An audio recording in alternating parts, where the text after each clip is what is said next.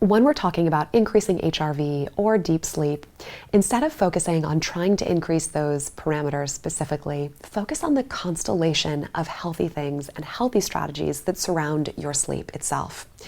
Number one, manage your stress over the course of the day will allow you to better dissipate stress and not have it all hit you at night when you're trying to power down. This will allow you to fall asleep faster.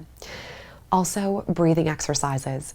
Breathing exercises do a world of good for so many areas of our health and can help us calm our minds and prepare our brains and our bodies for sleep.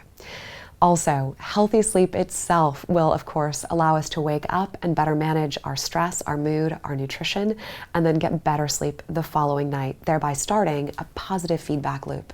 Making time for exercise can also help improve these metrics. Getting exercise will allow us to fall asleep faster, but we also see improvements to the structure of our sleep when we are exercising compared to not exercising.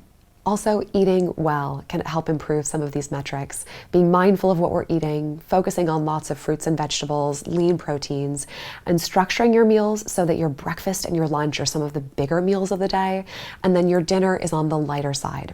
Practicing these strategies together will improve the quality of your sleep, and you will see that in your HRV and your deep sleep.